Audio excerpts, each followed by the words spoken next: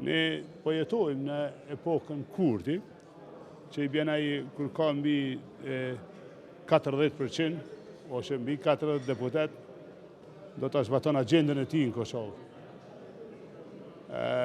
Ndikimi jonë, ose ne do të mujshim me jetu jo vetëm në epokën e tij, po edhe në epokën e të tjerëve, sikur të kishim një kontratë përbashkët si opozitar.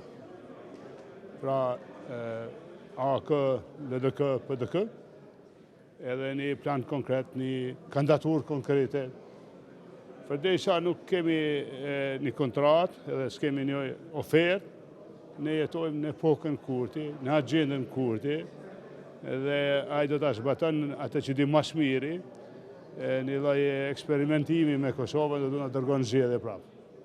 Pa kjo është ajo që e di edhe ajo që po ndodh, nga përvoja ime politike e gjatë, unë po e lexoj këtë. Tani, e thash edhe një herë, ne jemi në agjendën ose në epokën e tij. Opozita mundet, pra, me hyje, me qenë faktar, me marrë edhe fatin e vendit në dorë, duke pas një kontratë mes vete, edhe një kandidaturë për president. Nëse dikush nga opozita e merr mbështetjen e opozitës, gjithsesi që do ta mbështesja, nëse do të ishte i propozuar, do ta shqyrtojsa.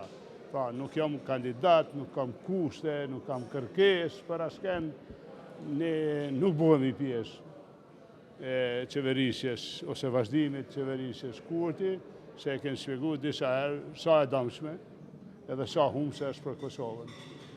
Po, e thash edhe një herë, përderisa VV nuk bjen në 40%, do të jetojmë në epokën Kurti, në agjendën Kurti, në eksperimentin Kurti.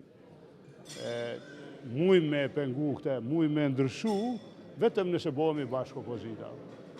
Faleminderit për ashtu.